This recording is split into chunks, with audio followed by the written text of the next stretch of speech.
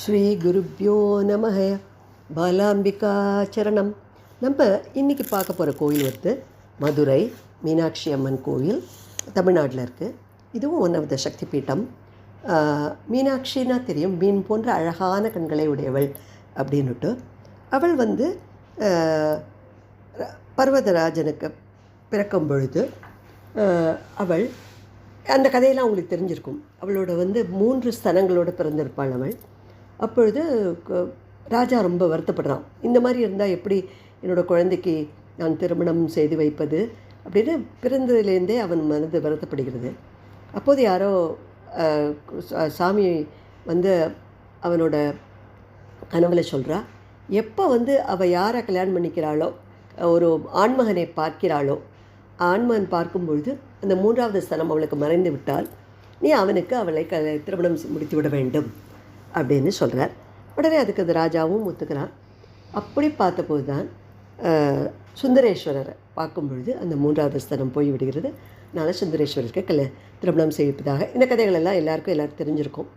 So அப்போ அவளுக்கு அந்த 3வது ஸ்தனம் மறைந்த உடனேயே அவர் ஒரு ஆண் பிள்ளை போல் வளர்க்கிறார். ஏன்னா முதல்லையே திருமணம் செய்ய முடியுமா முடியாதான்னு ஒரு பயம் வந்தவுடனே ஒரு ஆண் பிள்ளை போல் அது மீனாட்சியை வளர்க்கிறார். மீனாட்சினா மீன் போன்ற அழகான காது வரை நீண்ட கண்கள் உடையவள்.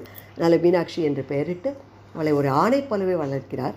ஆணை போல் வளர்க்கும்பொழுது என்னாகிறதுனாக்க ராஜ்யமும் அவளுக்கு பரிபாலனம் பண்ணுவதற்குண்டான சண்டை பயிற்சி, வாழ் பயிற்சி எல்லாம் சொல்லி கொடுத்துட்றார். அவள் அதனால்தான் சொல்லுவாள், இப்போ கூட மீனாட்சி தான் மதுரையை அரசாள்கிறாள், மதுரை அரசாளும் மீனாட்சின்னு தான் சொல்லப்படுகிறது. இன்ஃபேக்ட் நம்ம கிண்டலாக கூட சொல்லுவோம், உங்கள் வீட்டில் மதுரையா இல்லாட்ட சிதம்பரமா அப்படின்னு கேட்போம். அப்படின்னா சிதம்பரம்னா only the man will decide the things and here in Madurai the lady will decide திங்ஸ்னு. அது தமாஷாக சொல்லப்பட்டாலும் அதுதான் உண்மை. அவள் அப்படி அரசாண்டவளும் கூட. அப்புறம் சுந்தரேஸ்வரரை அவள் மணக்கிறாள் என்பது தெரியும்.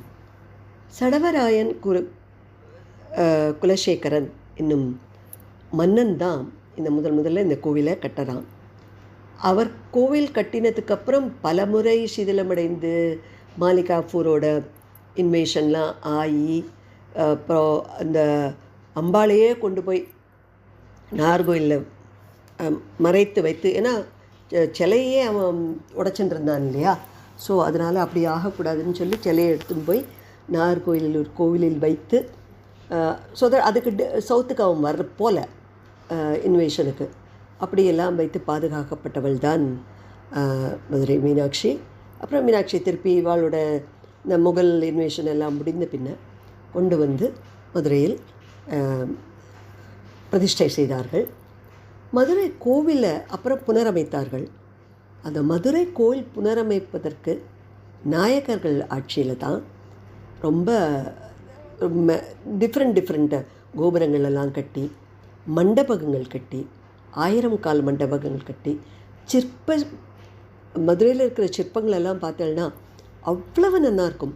அந்த சிற்பங்கள் எல்லாமே நாயக்கர்கள் காலத்தில் கட்டப்பட்ட ஒவ்வொரு சிற்பமுமாக இருக்கும். மதுரை மீனாட்சி அம்மன் கோயிலுக்குன்னு சில முக்கியமான தகவல்கள் இருக்குது. அப்படி என்னன்னு கேட்டால், முக்குருணி பிள்ளையார்னு ஒன்று இருக்குது அந்த கோயிலுக்குள்ளே. அந்த முக்குருணி பிள்ளையாருக்கு என்ன பண்ணுவா, ஒரு குருணிங்கிறது ஒரு சார்ட் ஆஃப் அன் மெஷர் அந்த காலங்களில், சச் எ ஹியூஜ் மெஷர். அதை போல் முக்குருணி பிள்ளையாருங்கிறவருக்கு வந்து பிள்ளையார் சதுர்த்தி அன்னைக்கு 3 குருணி அரிசி போட்டு பெரிய ஒரு கொழுக்கட்டை சமர்ப்பிப்பார்களாம். ஸோ அந்த பிள்ளையார் ரொம்ப விசேஷமான முக்குருணி பிள்ளையார் கோவில். அங்கே மீனாட்சி அம்மன் கோவிலை பொறுத்த வரைக்கும் நித்தியமே விசேஷங்கள் நடந்து கொண்டிருக்கும் அப்படின்னு சொல்கிறவாலும் உண்டு. என்னத்தினாலன்னு கேட்டால், எல்லா மாதமும் தொடங்கி ஒவ்வொரு மாதமும் ஒவ்வொரு திருவிழாவாக, தமிழ் மாதங்கள் ஒன்றாக எடுத்துக்கொண்டோமானால் சித்திரையில் திருக்கல்யாணம் மீனாட்சி சுந்தரேஸ்வரர் திருக்கல்யாணம் நடக்கும் பொழுதே தேர் நடக்கும், தெப்பம் நடக்கும், அழகர் ஆற்றில் இறங்குவார். அந்த விசேஷம் அழகர் ஆற்றில் இறங்குற, அழகருங்கிறது வந்து பெருமாள் வந்து ஆற்றில் இறங்குவது போல ஒரு பெரிய விழா நடக்கும். அந்த விழாக்கெல்லாம் கண்கொள்ளா காட்சி. Not in thousands people will come, only in lakhs people will come. அந்த மாதிரி சித்திரை மாதத்தில் வைகாசியில் வசந்தோத்சவம் நடக்கும். அப்புறம் ஆனியில் ஊஞ்சல் உற்சவம் நடக்கும். ஆடியில் முளைக்கொட்டு உற்சவம் அப்படின்னு சொல்லுவாள், அது ஒரு உற்சவம் நடக்கும். ஆவணி மூலம் உற்சவம் நடக்கும். புரட்டாசியில் நவராத்திரி ரொம்ப விமர்சையாக நடக்கும். ஐப்பசியில் கோலாட்டம் நடக்கும். கார்த்திகையிலும் இந்த கோலாட்டம் தொடரும். மார்கையில் ஆருத்ரா தரிசனம் நமக்கெல்லாம் தெரிந்தது. தை மாதம் மாரியம்மன் கோவிலோடு சேர்ந்து தை வெள்ளிக்கிழமைகள் எல்லாத்துலேயும் அவ்வளோ வருஷம் முழுக்க எல்லா மாதமும் எப்படி நம்ம இப்போ மாலூர் கோவிலில் what we are telling that எல்லா மாதமும் there is கல்யாணம், லைக் தேட் இந்த மீனாட்சி அம்மன் கோயிலில் த்ரூ அவுட் த இயர் இருந்துருக்கும். அதே மாதிரி தான் ஸ்ரீரங்கத்துலேயும் பீப்புள்ஸே. So this is also one of the Shakti Peetham. நீங்கள் எல்லோரும் போய் பார்க்கும்பொழுது தயவுசெய்து மீனாட்சியை மாத்திரம் பார்த்துட்டு வர வேண்டாம். நான் சொன்ன முக்குரணி பிள்ளையார், இந்த பிராகாரங்கள் இதெல்லாம் பார்த்தேன்னா அவ்வளோ வியப்பாக இருக்கும், ரொம்ப நல்லாயிருக்கும்.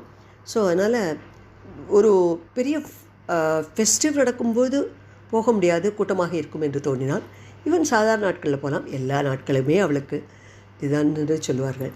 அப்புறம் இன்னொன்று முக்கியமாக சொல்லுவாள் என்னென்னா, மீனாட்சி அம்மன் கோயிலில் எனக்கு அதை கொடு, எனக்கு இது வேணும் அப்படின்னு கேட்கவே கூடாதா மீனாட்சி அம்மன் கோயிலில். அதுக்கு ஒரு காரணம் என்னென்னா, மீனாட்சியோட தோளில் கிளி இருக்குது. கிளியின் மூலமாக தான் ஷீ இஸ் ஹியரிங். எனக்கு எனக்கு சொத்து கொடு, என் குழந்தைக்கு கல்யாணம் செய்து வை, என் குழந்தைக்கு பதவி கொடு அப்படின்னு சொன்னால் கிளி நம்ம சொல்கிறது அப்படியே தானே திருப்பி சொல்லும். அது அப்படியே சொல்லுமா மீனாட்சி கிட்ட, எனக்கு குழந்தை கொடு, எனக்கு நிறைய சொத்துக்கள் கொடு. அதனால் அங்கே வேண்டிக்கிறதை மாத்திரம் ரொம்ப ஜாக்கிரதையாக சர்வலோகத்துக்கும் கொடு, அதை தான் மறுபடியும் கிளி திருப்பி சொல்லும். லோகா சமஸ்தா சுகினோ பவந்து அப்படிங்கிற அந்த பேட்டர்னில் தான் நம்ம வேண்டினா தான் நம்மளோடது நடக்கும் என்று சொல்பவர்களும் உண்டு. ஏன்னா கிளி தான் சொல்கிறது அவள் காதில். அதனால் இந்த வேண்டுதல் செய்யும் பொழுது அப்படி சொல்ல வேண்டும் என்று ஒரு நியதியும் இருப்பதாக மதுரையில் இருப்பவர்கள் சொல்வார்கள். Thank you friends.